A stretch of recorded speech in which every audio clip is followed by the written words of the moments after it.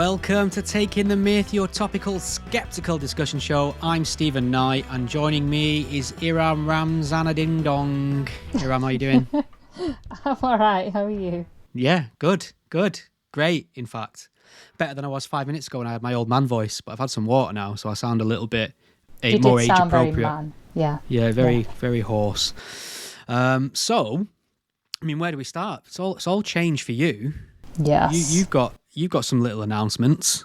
I do. So, I've now officially left the Daily Mail, and I have launched my own Substack newsletter. Yes. It's called Off the Record with Iram. And I've already put a post on there already, sort of like a welcome post, just introducing people to who I am, telling them a little bit about me and the work that I've done. And you've done a full biography of Michael Owen, haven't you? Your hero and inspiration.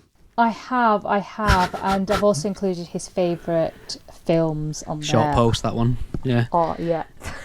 You could fit all the interesting Michael Owen trivia on the back of a postage stamp, I reckon.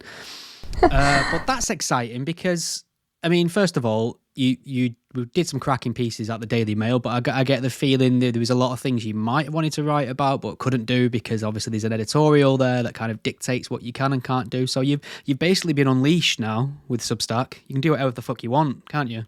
Been unleashed, so should have called it Iram Unleashed. Missed the trick there.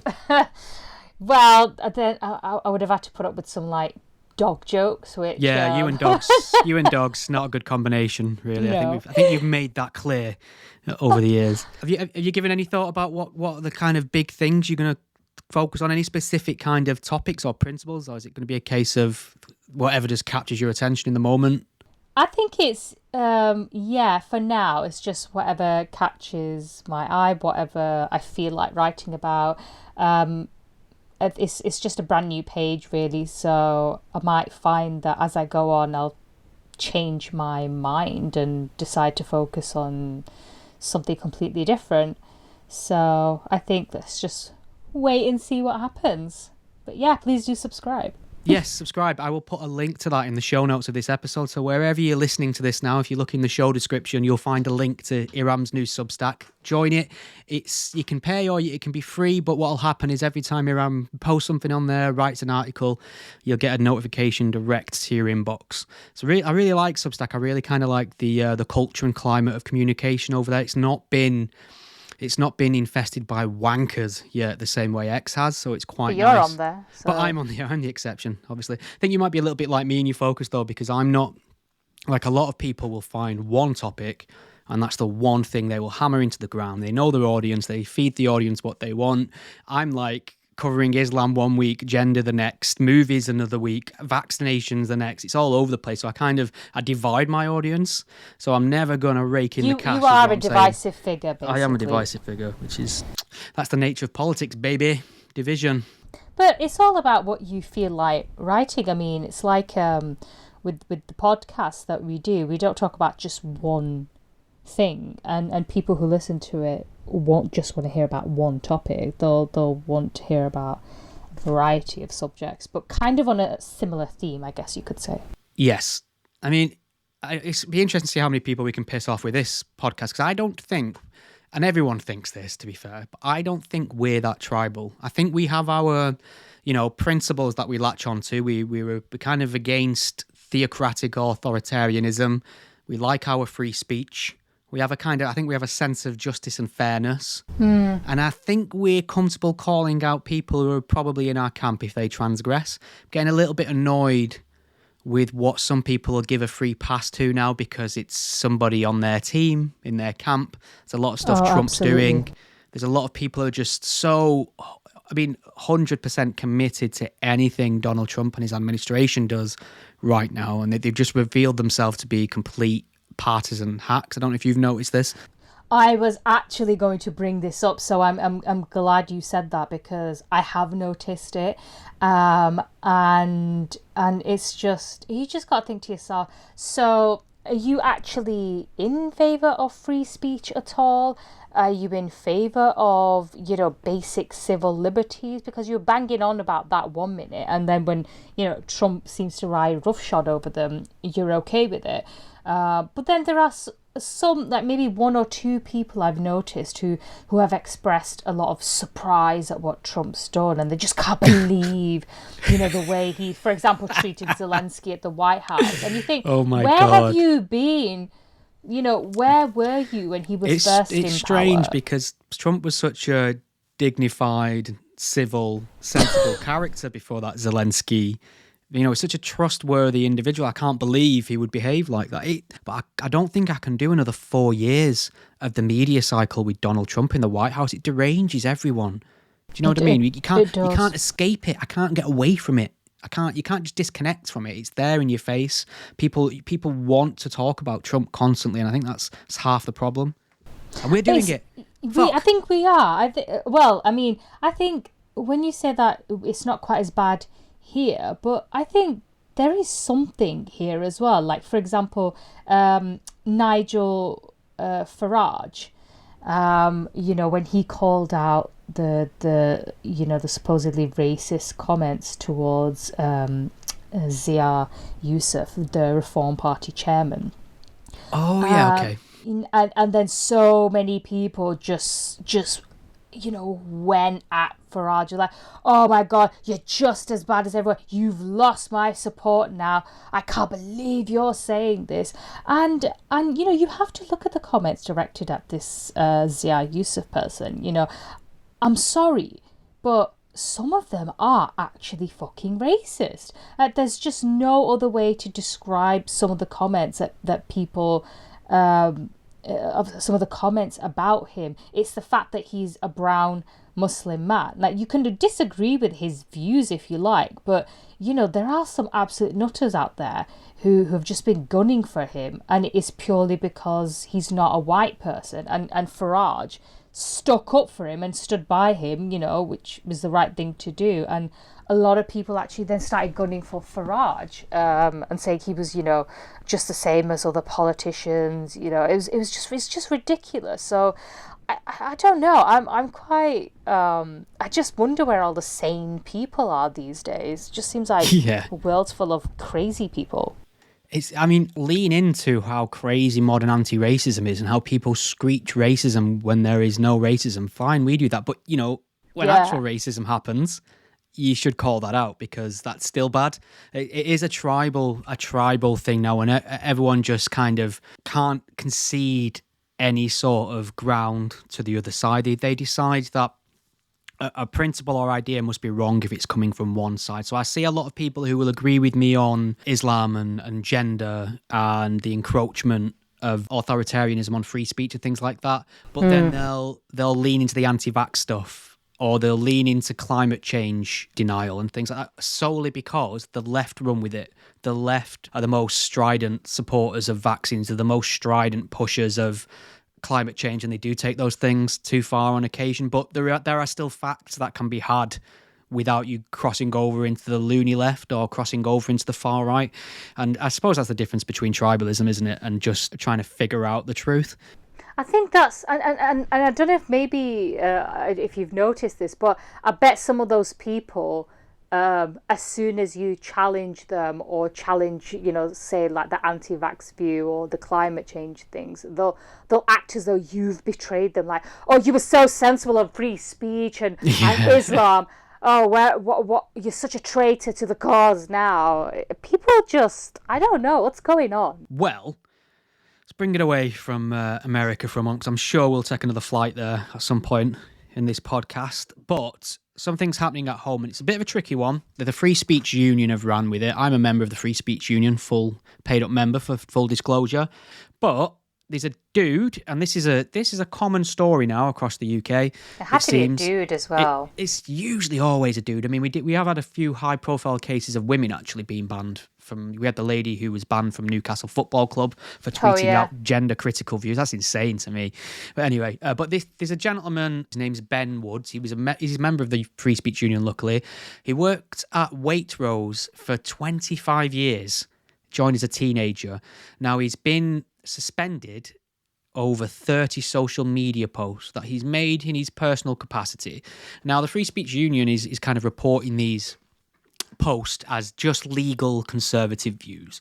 Now, a number of them in this dossier are of course, so it's kind of like cartoons from the Telegraph that's mocking a class for being unable to name the 100 different genders. He's also made comments about banning the burqa and marriage between cousins. So it seems like, right-wing shit posting. And I have seen some stuff that he spread on there that's just outright misinformation, claims about, gang rapes in Southport, migrant hostels. This was before the riots. This is like 2022, which many of us might find obnoxious. But I suppose the question is, should you have a right to espouse obnoxious views in your personal time away from your day job without your employer getting involved? So this is a tricky one because, most people would feel like their social and work lives are completely separate, but you can actually face discipline or dismissal for social media misuse. Mm-hmm.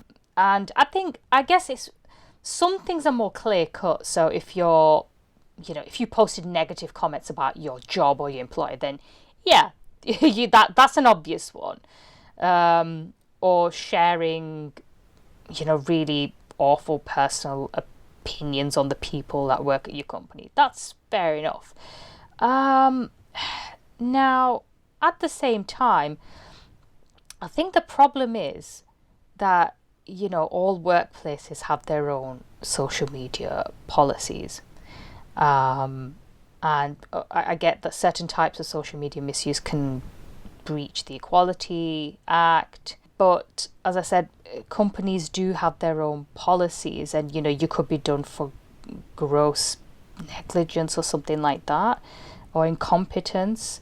So I think it really depends on what the company, your contract says as well. I mean, this is the issue then, isn't it? Because there is an expectation of reasonable free speech you can have that you can't have in the context of the workplace. I get that. Like, I can't just rock up at my desk at 9 on a Monday morning and hold a sermon on the evils of, Labour or the Tories or something like that. I could probably expect disciplinary action for that. Whereas I can do that in public, fine. Okay, but to be honest, so let's just say this. Let's say they've suspended this one guy and they're worried about the reputation of Waitrose, right? What's been done to the reputation of Waitrose now in the mindset of many of their customers because it's hit the newspapers that this guy's been suspended for speech? I just think they need to be a bit more sensible than that. I think it's a little bit political. I think HR departments across many companies in the UK a full chock-a-block of people who have never heard of a viewpoint outside of their own progressive echo chamber. That's how I feel. So stuff they see that, the stuff that he's posting to them is so far beyond the pale in their mind that they can't imagine that he could work there without being a racist monster. And I think the public sympathy is going to be tested on that one when they see the kind of things he has been suspended for. Yeah, you're right. I think it depends on what kind of stuff you say. Like now, if it was kind of stuff that people broadly agree with, for example, if he was saying trans women are not women, then I think the majority of the public would be on his side. But what if some of his views were maybe questionable? So what if a Muslim customer didn't like his, posts that were critical of Islam, for example, or his views on the burqa? Then what? I guess, where do you draw the line? How do you decide what one tweet or Facebook post brings a company into disrepute? I mean, suppose the line for me is, if he behaves in a professional way in his role at Waitrose and doesn't discriminate based on any sort of creed, race, religion in his job, and there's no evidence of him doing that, then he's entitled to his opinions outside the workplace. As long as your views are lawful and you're expressing them outside the workplace and they're not directly about the work, and you're behaving in a professional way in work, I think that's where you've got to find the balance. As long as, legal speech outside of work that's unrelated from your job, I think should be fine. That's my gut feeling on it. I think you're right. I think it should be based on whether what you've been saying is lawful, it's not inciting violence or, hatred, and you behave professionally at work. But as we know, I think the law is not The law is a little bit more complicated than that, and that's why people do often get into trouble in these situations, because they probably don't, their employers maybe don't make it clear to them from the offset what their social media policy is. So yeah, I think it's we're going to carry on seeing more of these cases for sure. Well, I suppose the good thing about this is we will have an outcome. It will be tested in law, won't it? So he's got legal representation. That's what the Free Speech Union does. It provides legal representation to protect people for what they perceive to be legal speech. We'll see. I mean, I'm happy for it to be tested in the legal setting, and whatever conclusions are made, I'll look at very closely, and I suppose we'll revisit this.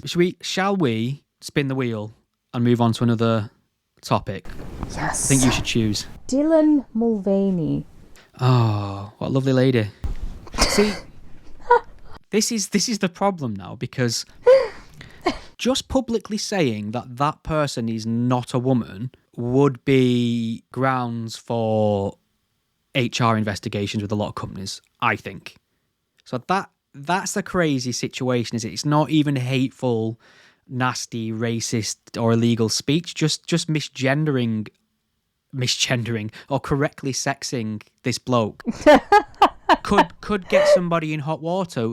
So I think that's crazy. But what is your issue with this gentleman? Well, I don't think he's even a gentleman. A true gentleman wouldn't behave in this way.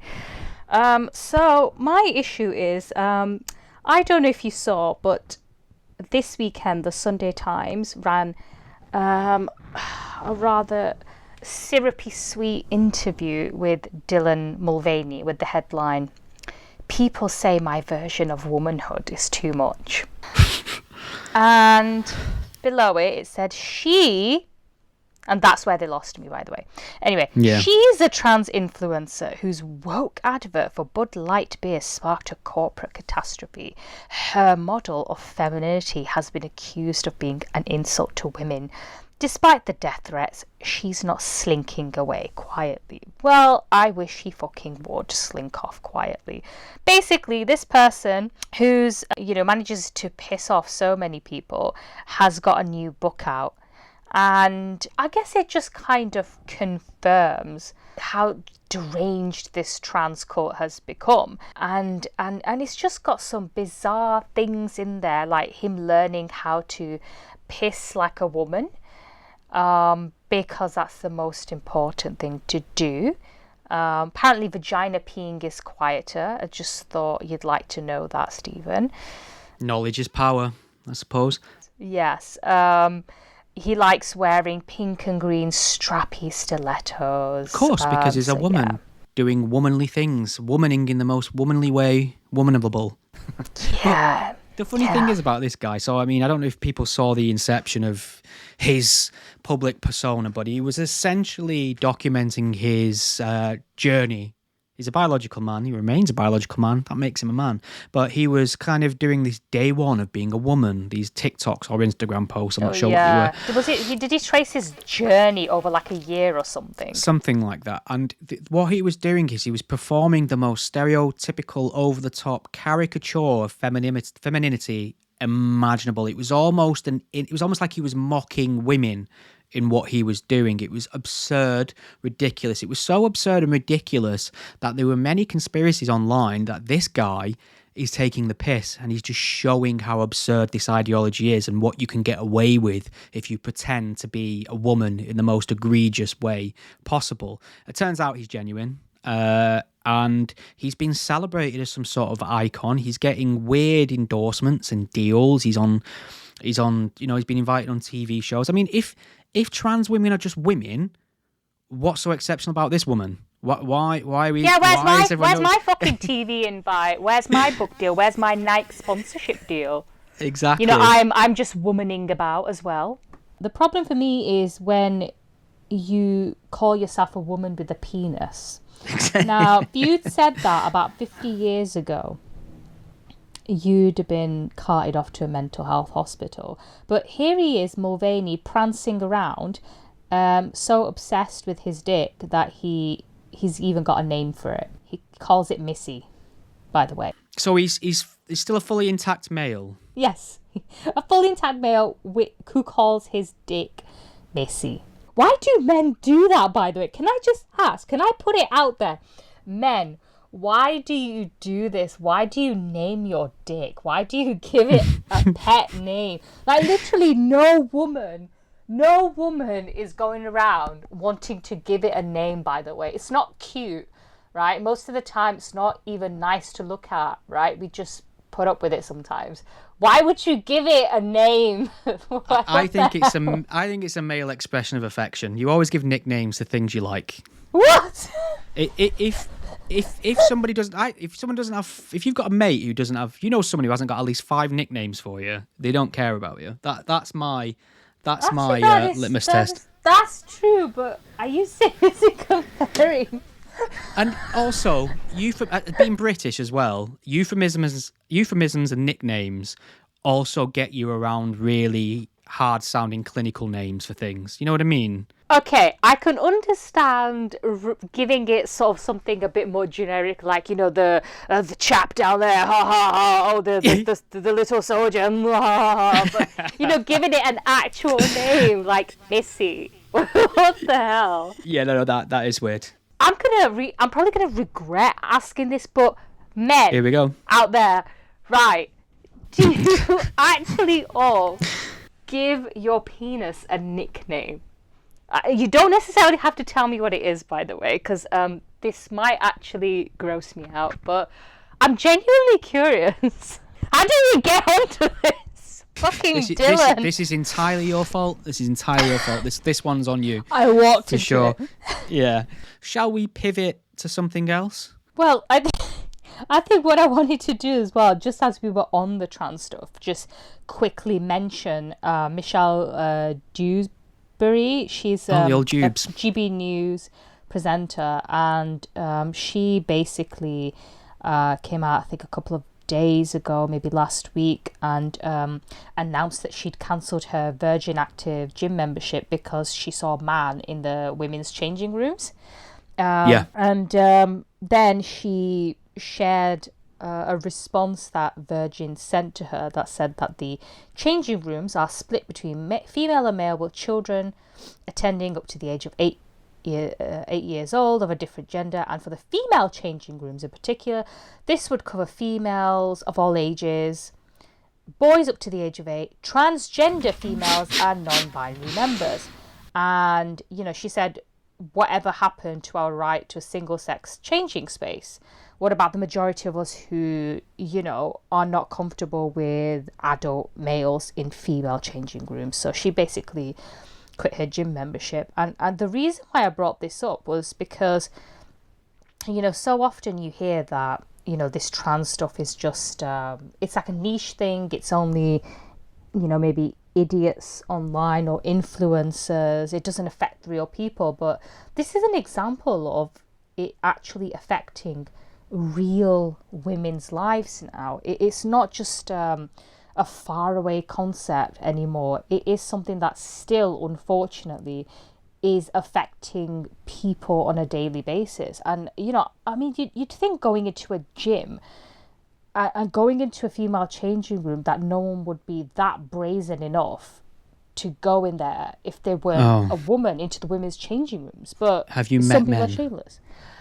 This is the problem. Yeah, men are the problem, hashtag. Yes, what was I thinking? It's interesting there that Virgin have said their changing rooms are split in male or female, and then basically they've added or any man that wants to go in the women's, because that's what identifying as female is, and that's what identifying as non-binary is. If you can identify yourself into the female category, they don't have a single-sex space. That's just allowing men in. People always, whenever I bring this up, people always say to me, you're just being discriminatory against trans people, you're a bigot. And my response is no, I'm applying the exact same rules to trans-identified males as I apply to myself for the exact same reason. I'm not a threat to women. I would be no problem in the female change rooms. I know that in my heart of heart, I possess no danger whatsoever. But the women in there don't know that. And it's not their job to make that assessment. And it's not for them to feel unsafe or have their dignity jeopardized, or they don't even need a reason. Just I don't want a bloke in there is fine for me. And the thought of making a woman feel uncomfortable in that way is disgusting to me as an individual. But I can't self-identify out of these safeguarding concerns. If I can just self-identify out of these concerns, then there's no safeguarding. It's a free-for-all. Hopefully, Iram, in your life, you know mostly nice blokes or decent blokes. Well... But well, yeah, present company accepted. But there is something, when you said a minute ago, like you wouldn't think men would be that brazen. The problem is there is a statistically significant number of men who are fucking sexual predators, like horrible individuals who will use any loophole or opportunity to get close to women or to kind of placate their own sexual gratifications. That is a real problem in society. That's why women need single-sex spaces to begin with. And the question is, are we making it easier for these men? The answer is yes. Like it's so silly to me that a woman becomes the problem when she says no to a male being in a single-sex space. It blows my mind. This is going to be something that's going to age so badly. I'd put money on it. I mean, I think we're already seeing signs of it. I mean, have you been reading up on Ash Sakar, the uber lefty cultural warrior, the senior editor of the left-wing news site Novara Media? She was one of those, a few years ago, she was kind of famous for being, like, owning or calling out pundits. She called Piers Morgan an idiot. She said, "I'm literally a communist, you idiot."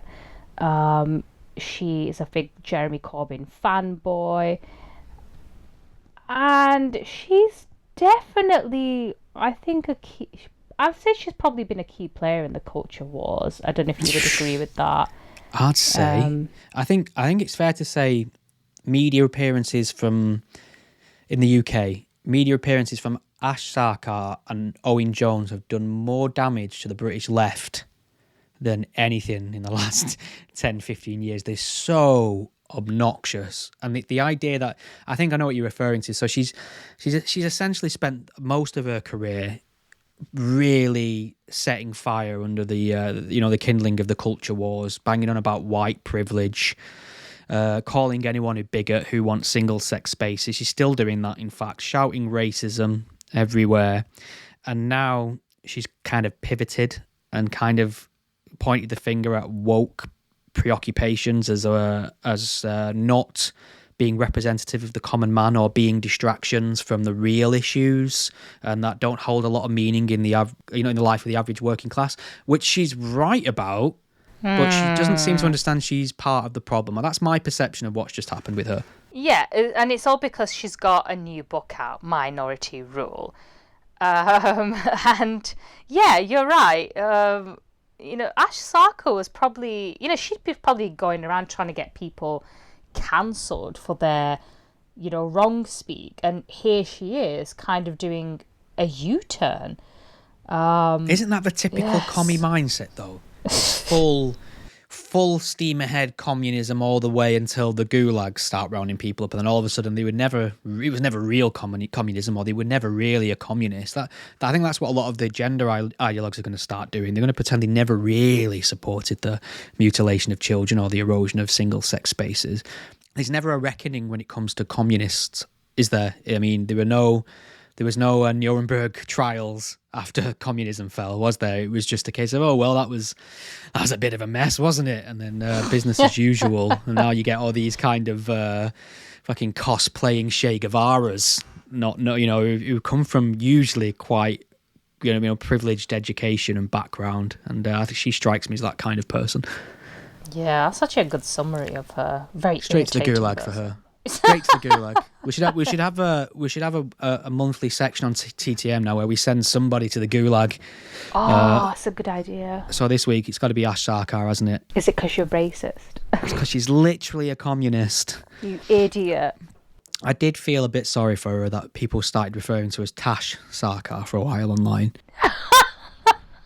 It's I'm not always a big fan of going for personal attacks, but if there's a pun involved I can't help but not be impressed and amused. I have to say I'm slightly sympathetic because, you know, as an Asian woman, right, you know, we have been blessed with really good hair on our head, but unfortunately that's not where it stopped. It's like God just didn't know where to stop. He was like, oh, this is fun, nice thick luscious hair. Oh, okay, let's go a bit further down. It's like, no, I don't want a mustache. So, you know, and big bushy eyebrows. So yeah, that was like the bane of my teen years. And then thankfully I discovered wax and threading. So you heard it here first, people. Self-care with Iram Ramzan. Could be a little spot on your Substack. But do you also, like, I've noticed they've started calling Owen Jones Talcum X as well. I mean, I think that carried over from Sean King in America. I think he was the first to earn that. But I mean, if someone's... Why talcum? Because Malcolm X, but he's white, isn't he? Talcum's white, like talcum powder. I thought maybe because he had a problem with dandruff or something. No, so I mean, personally, I'm not a big fan of being mean unless you can do it with a pun. And then I'm like, well, that's fair, isn't it? If you're creative with it, you know, fair play. As long as you're racist in a creative way, it's like when that should be the rule, shouldn't it? That should be the rule. That should be the test in the law. I mean, yes, the man was racist, but the pun was delicious, so you're free to go. It's like when people get like my ethnicity wrong and they're racist, and I think, God, you've just spoiled it now by getting it wrong, like, for fuck's sake. I'm not even at that point. I'm more offended at the factual inaccuracy, to be honest. That's it. If you're going to be a fucking bigot, at least be accurate and or funny. You know, it's not a lot to ask, is it? It might be worth talking about something that's dropped out of the news cycle, and there might be good reason for it.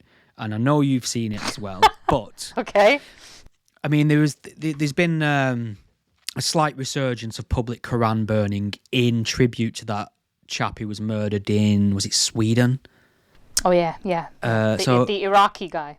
Yeah, so he'd left Iraq, escaped persecution there. He's an ex-Muslim, an anti-theist activist, self-described atheist, would take to the streets of Sweden and burn copies of the Quran and live stream it. Now, that's not my thing. I don't like that. I don't like purposely trying to antagonize people. That's not my shtick, right? But I'm not going to say it should be illegal, and I certainly don't think that's a bigger problem than the response to things like that. And obviously what happened to him is, death threats, arrested and charged, had a court appearance coming up in Sweden.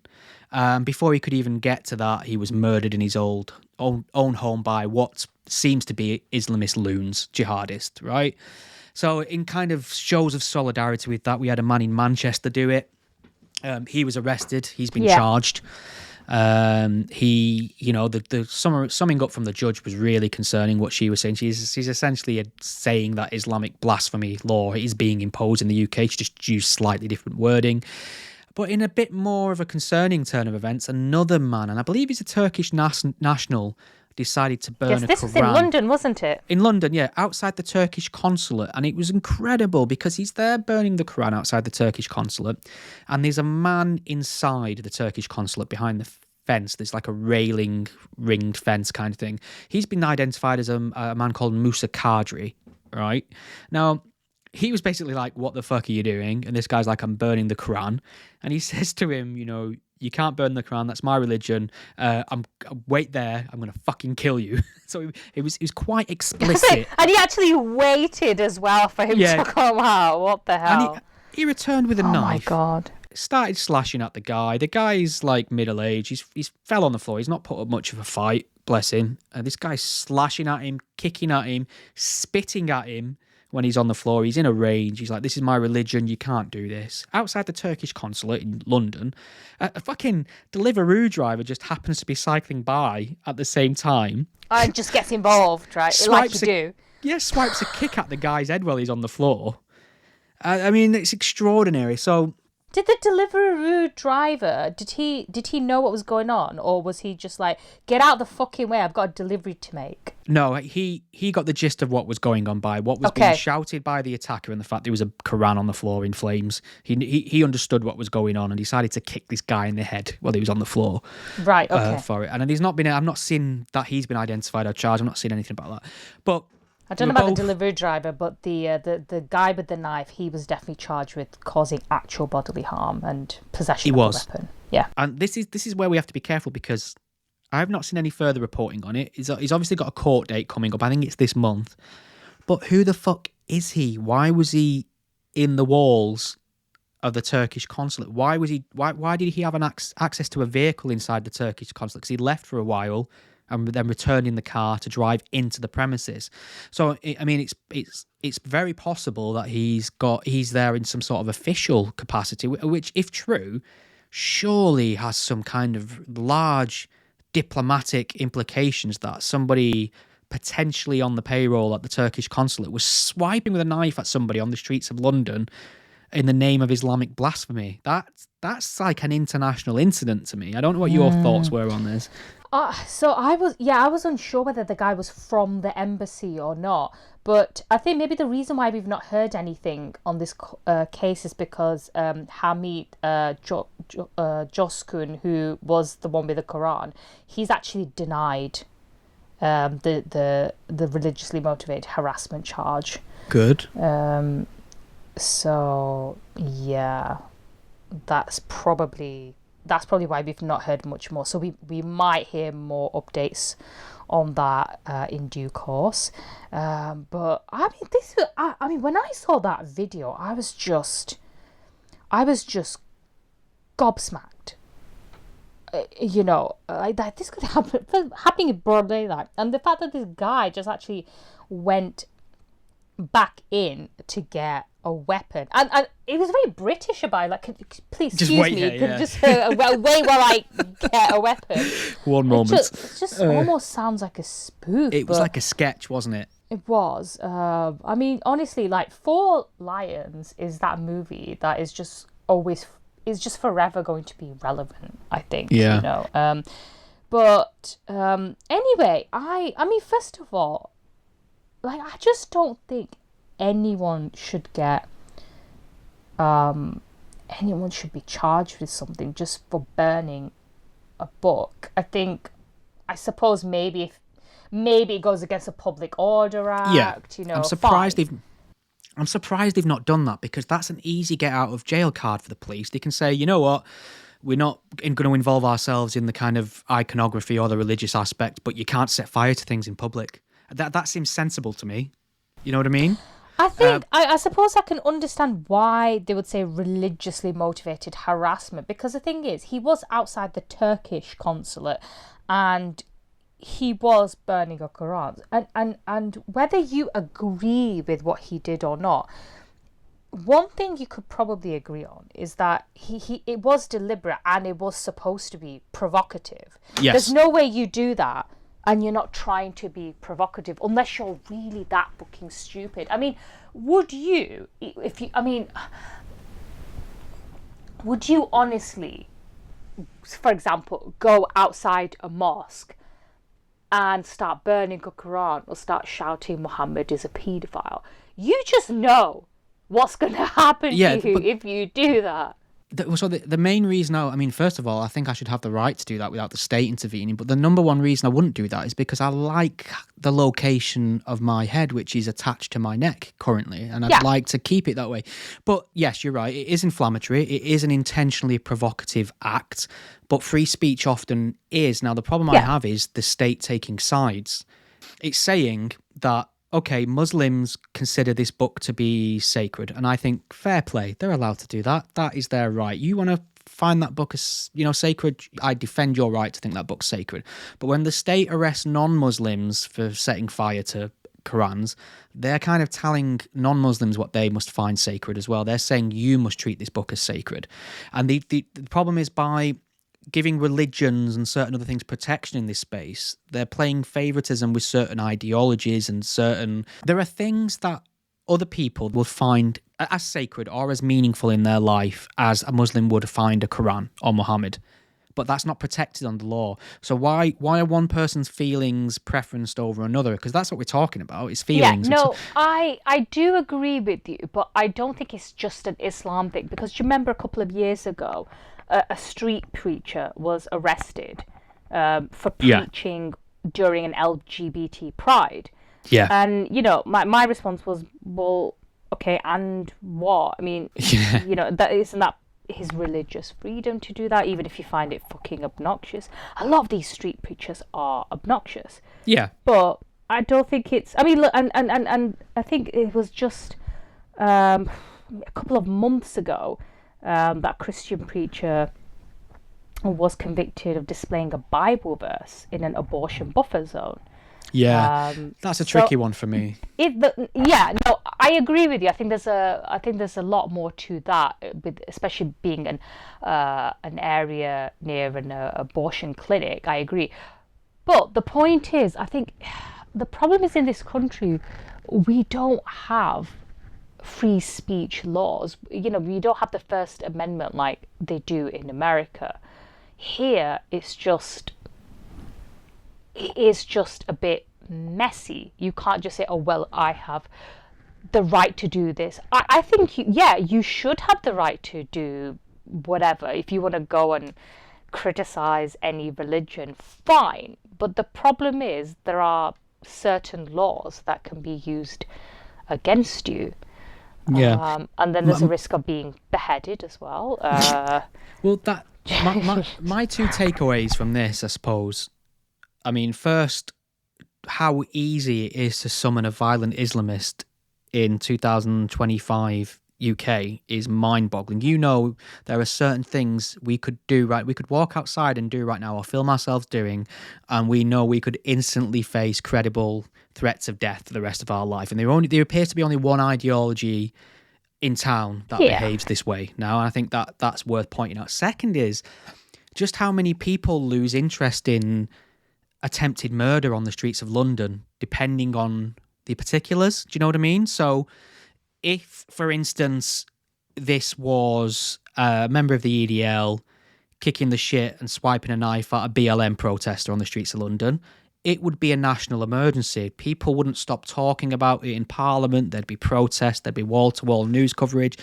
People have looked at this and gone, oh, what's going on here? Why is he swiping a knife at this poor chap on the floor and kicking him in? Oh, he was burning a Quran. Oh, well. You know what I mean? They just kind of decide whether or not violence is worthy of condemnation or attention or scrutiny, depending on the ideology involved. And I've kind of got a blanket opinion on that kind of thing. Like, you should not be violently attacking people for expressing themselves, even if it's obnoxious. It just annoys me how many people have just drop instances of violence or intolerance or bigotry or, quote unquote hate speech if it's coming from Islamists. That really worries me. It is worrying, and we should all remain vigilant. I agree with you, but I wonder if that is also because people are almost used to this now. It's like with, all these terrorist incidents, like the car rammings and knife attacks at Christmas markets, and people, I guess, once upon a time there would have been a terrorist attack, and it would have been in the news for weeks, and now it's almost like, oh, there's been an attack, it's in the news for about 24 hours, and then the news cycle moves on. And I guess maybe there's a bit of that element here as well. I think some of it is to do with the fact that there's also a lot of violent crime in London generally. You're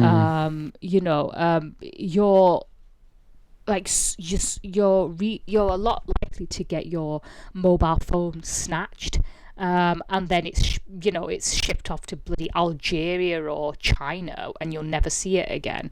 And the police don't seem to prioritize solving burglary. There's a teenager who seems to be stabbed every week due to gang violence. I think maybe people have just kind of got used to the violence, and I mean, that's quite depressing, to be honest with you, but I think maybe that's why. What else? We give gender a good kick in. We give Islam a good kick in. We've put we put Ash Sarkar in the gulag.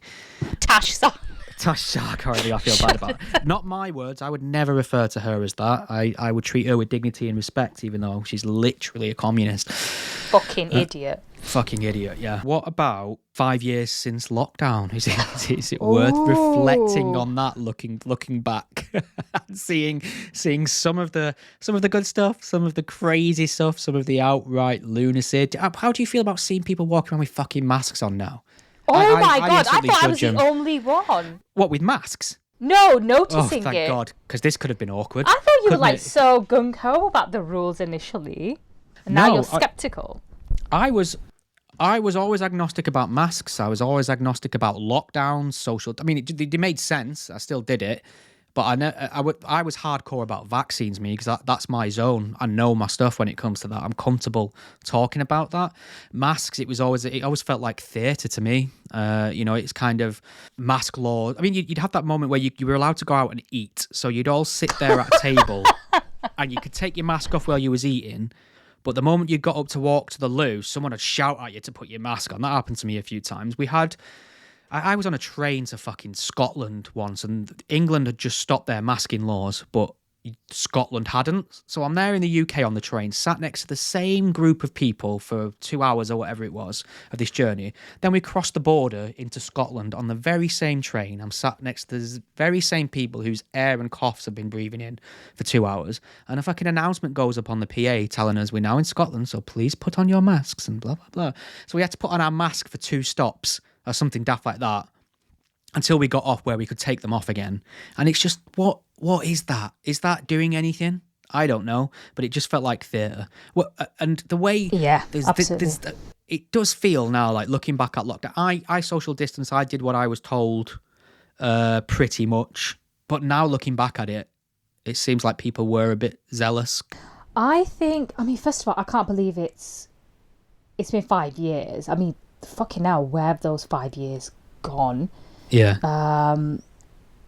It just seemed like the world had suddenly changed, and you still see those bloody signs on the floor telling you to social distance and telling you how to wash your fucking hands. They're still there. They've like not gone. So, even if you did think that it was just a horrible nightmare, and it never happened, it did happen. Yeah. And it's changed society. Maybe there were some positive things, but I think maybe for the worse. So like schools, children who were going to school in that period or university, their education and growing up was just absolutely messed up, and we let it happen. That image of the Queen at Prince Philip's funeral still haunts me. And she's sat in the church on her own, and her husband's Queen, died. R.I.P. Yeah, and that's like, okay, maybe that was a bit much. I mean, I had to, my late granddad who passed away last year, I'd have to like, he couldn't understand, because he was a man of a certain age, he couldn't understand why I couldn't just come in the house. Like, I there was never a point in my life throughout the entire pandemic where I was scared of getting COVID. I was scared of giving it to my granddad or my dad, or my mum, who are all north of 60, that they're in the, the increased risk category just because of their age. That was only my concern. Yeah, I mean, I wasn't scared either. I think I was just scared of maybe passing it on to my landlady who has certain health conditions, but she was all right. I got it, and it was, I was quite ill but it was for a couple of days. North Korean-esque standing outside and clapping for the NHS stuff that always felt a bit weird with me. I mean, fucking clapping and the banging of the pots. I'm so glad I never partook in that. I mean, it was just ridiculous. It's funny. I actually, at the time when the social distancing rules were put in and stuff like that, and we could go for, I think we could go for walks, or we had our exercise allowance or whatever it was, and I think I tweeted out just hypothetically, I was like, I get not socialising and mixing, but why can't I just get in my car and go for a drive? Because I find driving relaxing. And the responses I got was so. I only asked a question. I didn't make a I just literally friendly. It was like a friendly, civil way of asking the question, and the responses I got were so hostile and abusive and angry with me for daring to question why I couldn't just take the car out for a drive. And I retweeted it a couple of months ago, just like, can you remember when this happened? You know, now looking back on it with hindsight, it looks even worse how kind of zealous people were. So yeah, I think I'm comfortable on vaccines in terms of I tell you what I do know now. We're never going to get people to lock down again. I think this was a dress rehearsal. Oh, I don't know. I don't know. I not willingly. I think there'll probably be a lot more pushback this time around. But there was still. I remember there was a lot of support for lockdown back then. Like that's one of the reasons why they decided to lock down in the first place, because Boris Johnson, then Prime Minister, I think, you know, he delayed it for ages. He didn't want to lock down. And then, you know, a lot of people were just naturally starting to social distance and not going to work anyway. And then, you know, the public sentiment was so strong that they called for a national lockdown. Yeah. But then you had all the scaremongering about what it could do to the NHS. We had to protect the NHS, even though the NHS is supposed to protect us. But anyway, I do wonder if people would actually oppose lockdown now. I don't think they would. Cool.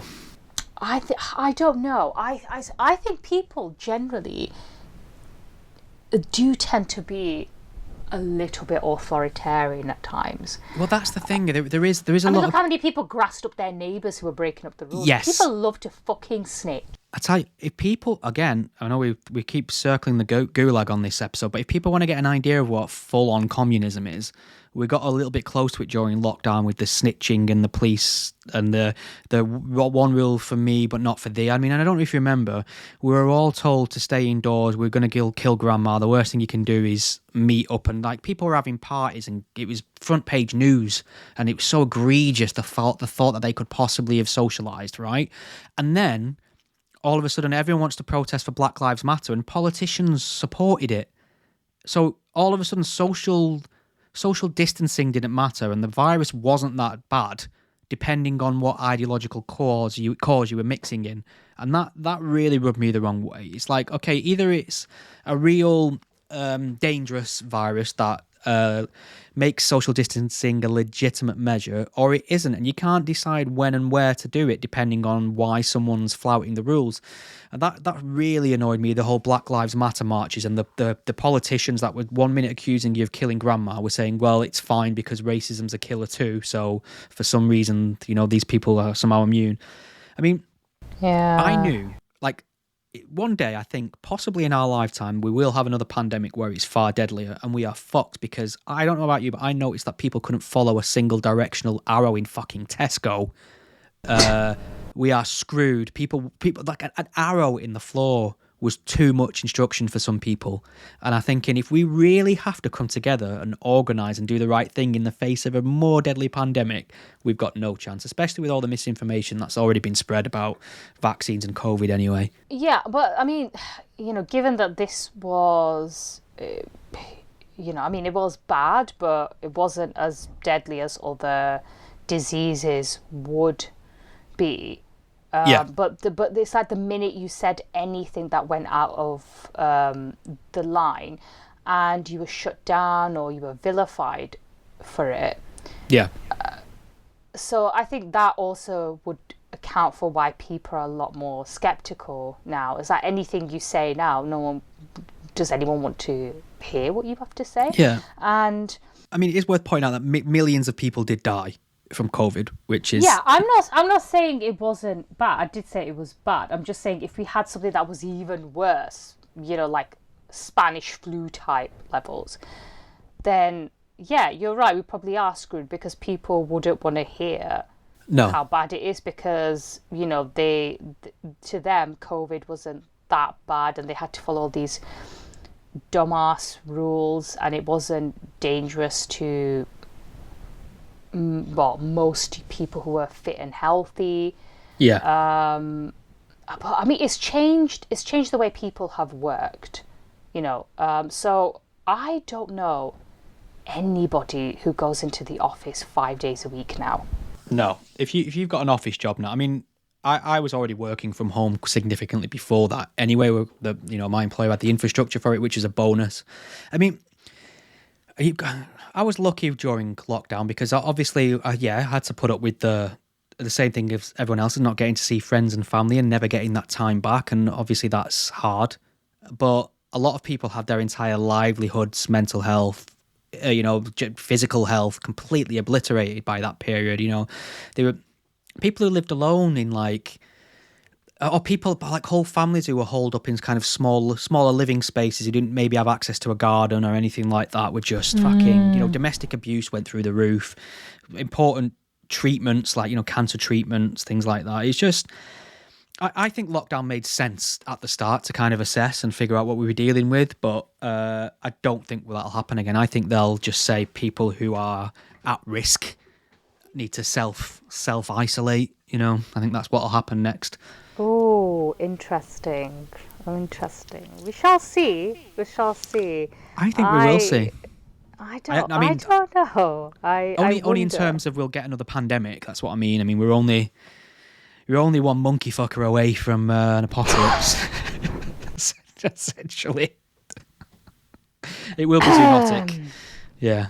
And on that note. On that note, have we nailed it for a week, or did you want to finish on something else other than monkey fucking and zoonotic diseases? Maybe that's it. I mean, I have a lot more to say, but I think we could wrap it up there. Are you watching White Lotus at the minute? I am saving it. I watched the first 2 seasons and absolutely fucking loved them. But I'm currently watching a few other series at the minute, and I don't want to. I'm a serial starter, so I want to save it. But I think there's a clip going viral at the minute, and I think is that what you're referring to?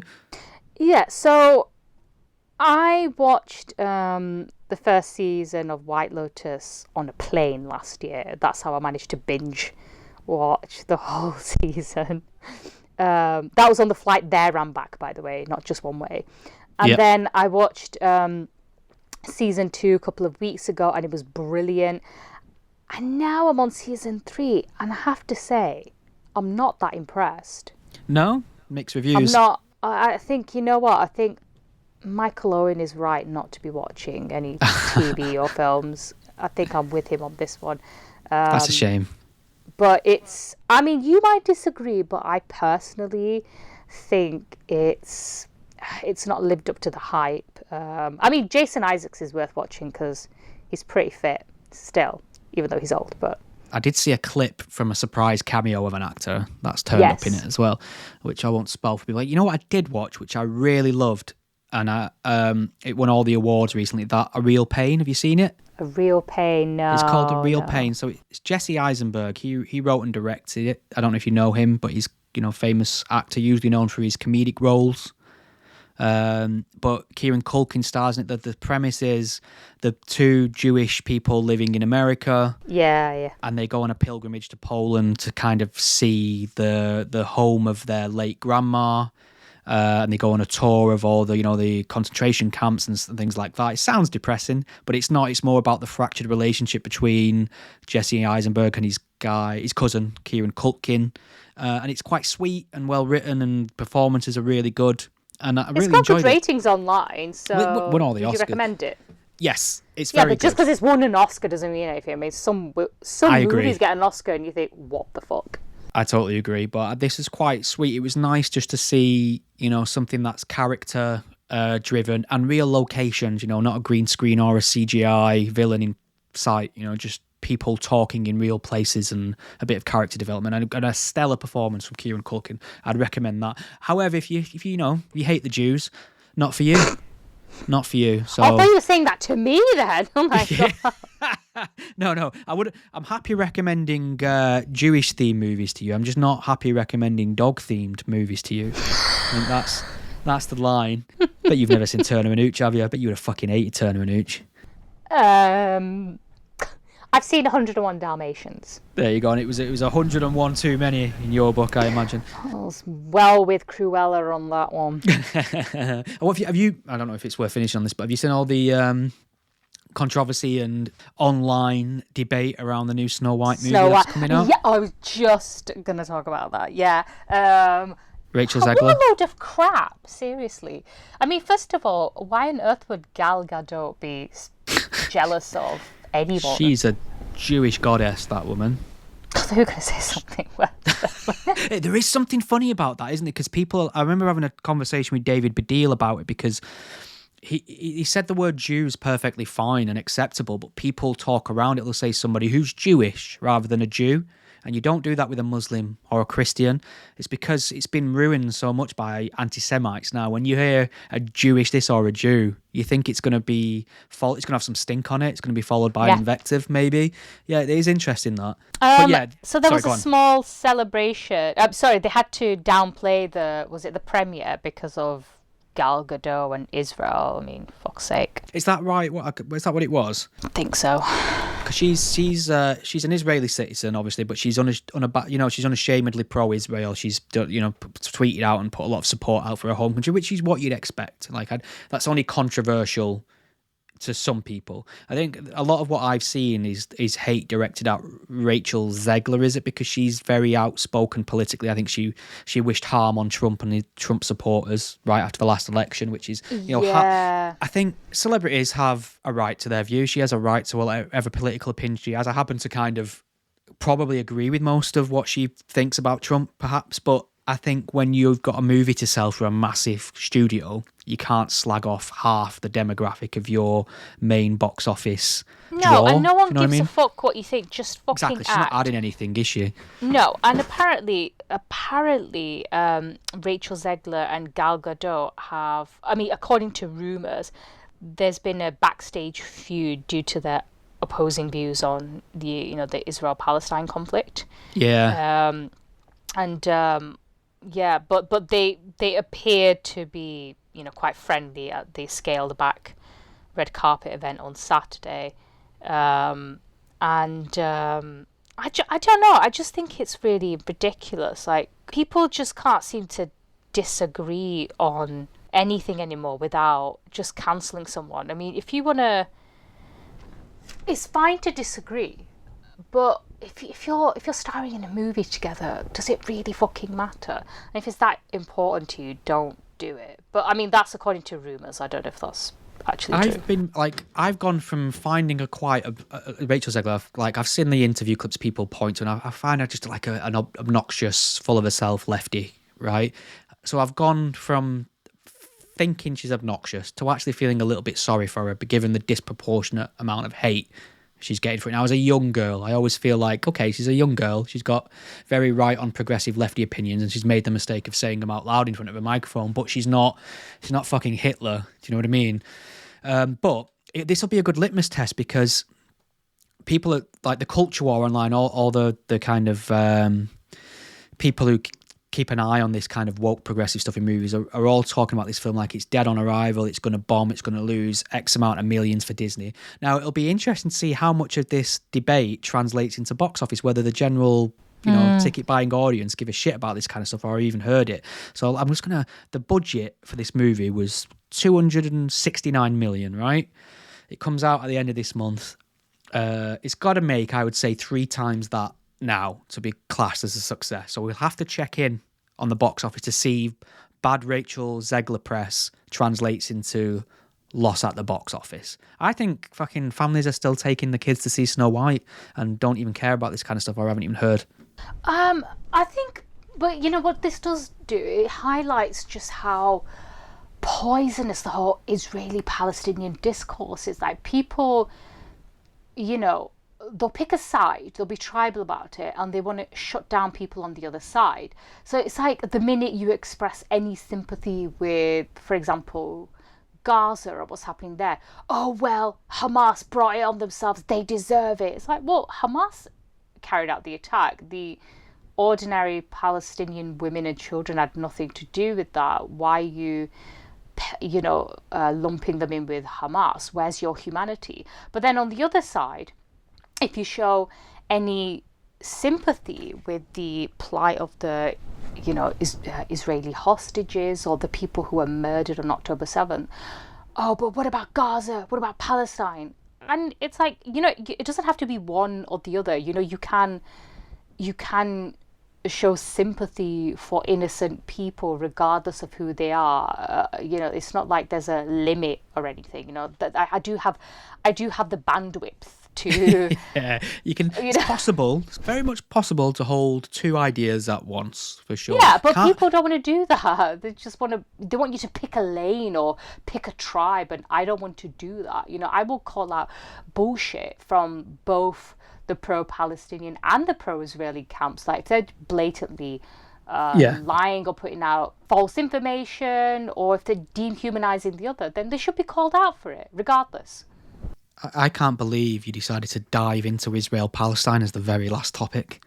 That is bold. That is a bold move. I'll just throw something. I'll throw a grenade and then do a runner. Yeah. Right, it's been good, Stephen. Yeah. Thanks for joining us. If you made it this far, what's the safe word?